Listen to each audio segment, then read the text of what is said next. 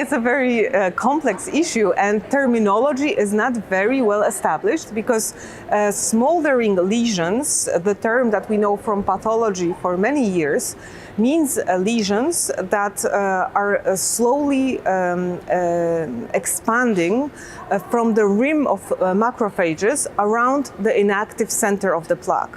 So the idea of smoldering is that there's some ongoing immune activity, and specifically that's phagocytic activity, in the macrophages around the inactive center of the plaque. But smoldering MS, which was a term that I think Gavin Giovannoni from UK actually coined, is more of a clinical term that does take into account radiographic and pathologic sites as well.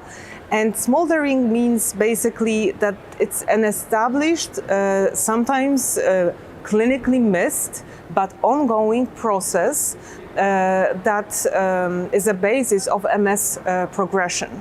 It's not only inflammation, it's not only activity of autoimmune process, it's also neurodegeneration.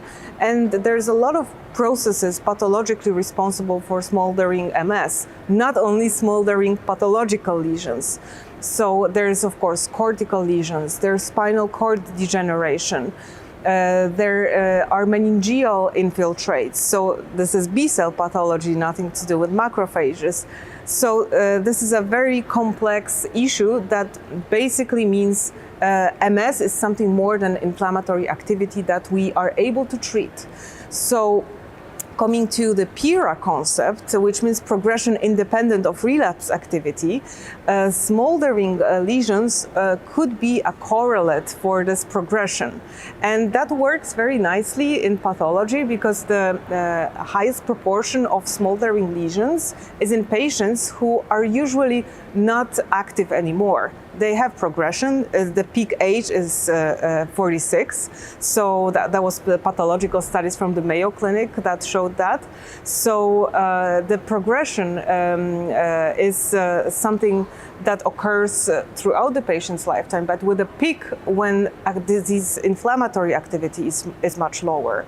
So PIRA is something that is difficult to be influenced by the currently approved MS therapies. And actually our big hope has been BTK inhibitors because they not only work on B and T cells, so adaptive immunity, but also on innate immunity, including macrophages, which, as they are the part of the smoldering lesion, could really be involved here. So we are still awaiting more results about BTK inhibitors. Plenty of them are actually being tested for different MS forms.